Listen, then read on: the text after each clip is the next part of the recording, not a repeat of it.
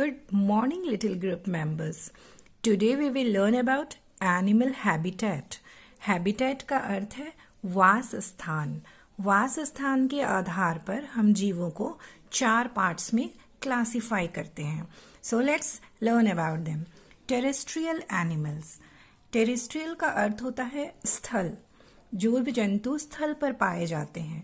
Animals that lives on land. For example, cat, dog, elephant, humans and many more. Second one is aerial animals.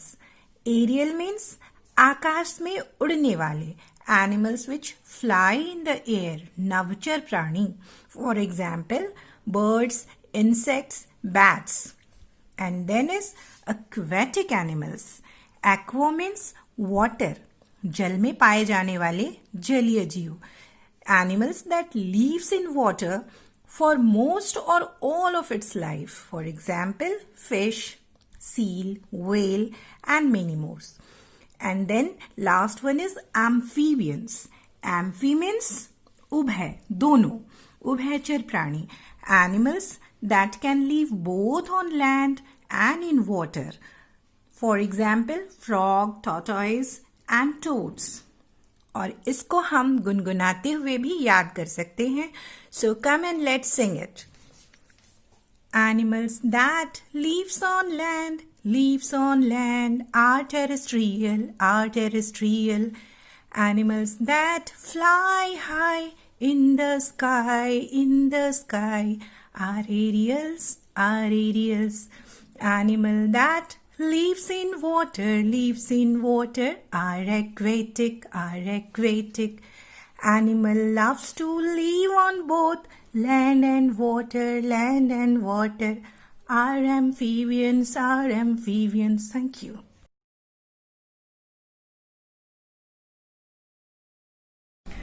Good morning, little group members. Today we will learn about water cycle, that is जल चक्र. इसके main 4 stages हैं. First one is evaporation, means change of water to water vapour. सूर्य की गर्मी different water bodies जैसे कि pond, lake, river, सी के पानी को भाप बनाता रहता है और यह न दिखने वाली भाप ऊपर जाती रहती है. नेक्स्ट वन इज कंडेंसेशन यानी संघनन. पानी की भाप ठंडी होकर क्लाउड्स बनाते हैं. एंड देन प्रेसिपिटेशन यानी बादलों के रूप में बनी जल की बूंदें जब बारिश के रूप में धरती पर गिरती हैं. And the last one is collection. Rain water फिल्स the water bodies. सारे वाटर बॉडीज जिनसे जलवाष्प के रूप में पानी की क्षति हुई थी पुनः पूरी हो जाती है और एक साइकिल पूरा हो जाता है, दैट इज वाटर साइकिल. और इसको अब हम एक पोएम के रूप में समझने की और याद करने की कोशिश करेंगे. Water gets heated by the sun, vapour goes high in the sky, begin to cool down in the sky. This form clouds, so many clouds in the sky. They fall down as rain. Water drops come down as rain. The change of water into water vapor and then to water again is water cycle. Thank you.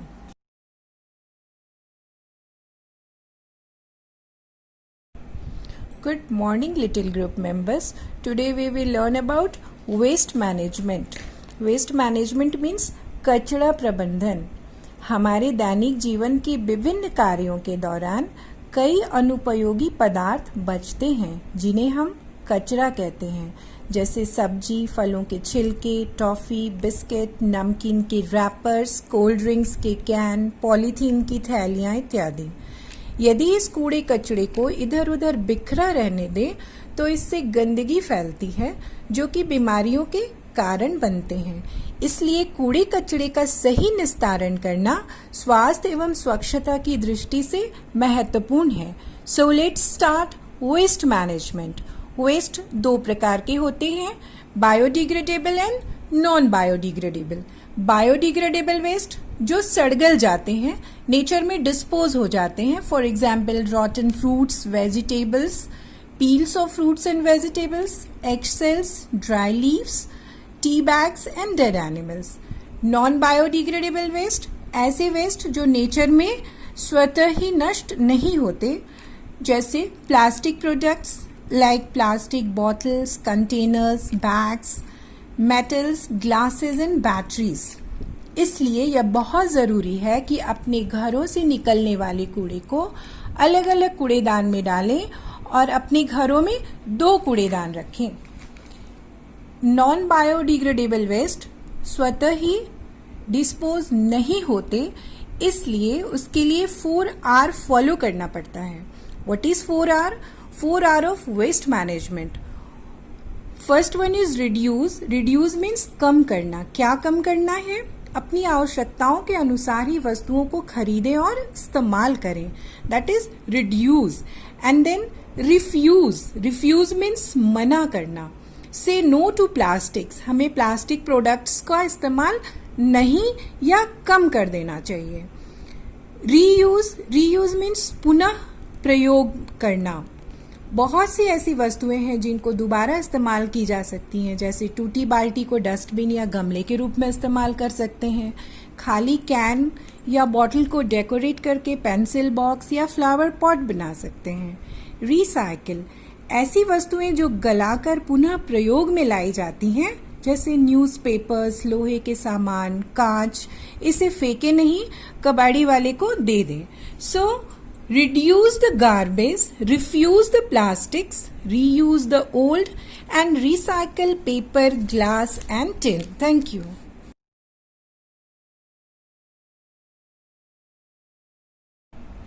Good morning, little group members. Today we will learn about plants around us. हम अपने आसपास विभिन्न प्रकार के पेड़ पौधों को देखते हैं, तो आइए इन्हें पहचानते हैं। Types of plants, mostly there are 5 types. So let's start.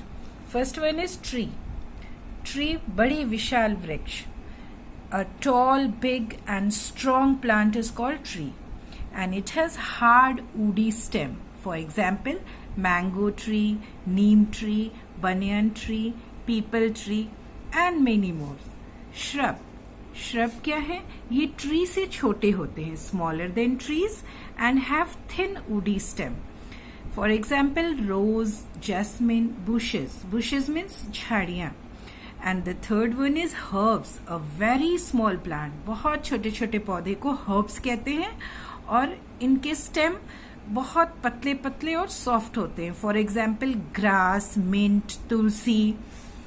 And the fourth one is climbers. What are climbers? Climb means चढ़ना.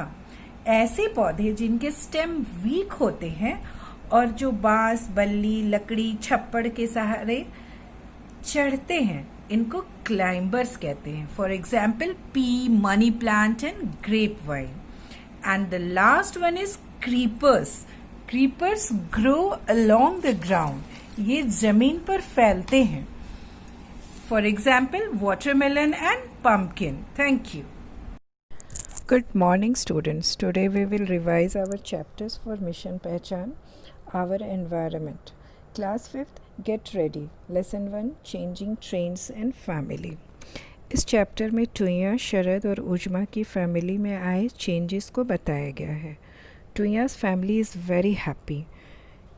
टुइया के फैमिली में क्या हुआ है? A cute baby girl is born.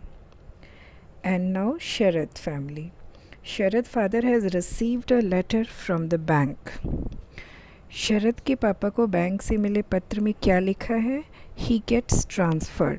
उनका ट्रांसफ़र किसी अन्य शहर में हो गया है. And now उज़मा's family. उज़मा की फैमिली में कज़न का मैरिज है. मैरिज सेरेमनी सेलिब्रेट किया जा रहा है, इसलिए उसके फैमिली में भी कई तरह के चेंज आए हैं. And now memories of Gopal. Gopal अपने विलेज मंसूराबाद को छोड़ कर सिटी में रहने के लिए आया है और यहाँ उसे बिल्कुल अच्छा नहीं लग रहा है. उसे अपने गांव की याद आ रही है. उसे मंसूराबाद क्यों छोड़ना पड़ा? क्योंकि हाईवे मंसूराबाद गांव से होकर निकला था. इस तरह हम देखते हैं कि इस चैप्टर में सबकी फैमिलीज़ में कुछ न कुछ चेंज आया और इसके लिए कई रीज़न्स थे। तो आइए देखते हैं वो रीज़न्स क्या क्या हैं। There are changes in all families due to certain reason. Changes takes place family in the family when someone is born, जब किसी के फैमिली में कोई पैदा होता है। गेट्स मैरिड, जब किसी के फैमिली में किसी की शादी होती है। When someone goes out for studies, जब कोई पढ़ाई के लिए बाहर कहीं दूसरी जगह जाता है। Someone got job and goes outside from the family, जब कोई नौकरी के लिए किसी दूसरी स्थान जाता है। व्हेन समवन गेट्स ट्रांसफर्ड, जब नौकरी के दौरान किसी व्यक्ति का किसी दूसरे शहर में तबादला हो जाता है। And in the search of livelihood, means आजीविका के लिए जब कोई व्यक्ति किसी अन्य स्थान में जाता है। Thank you.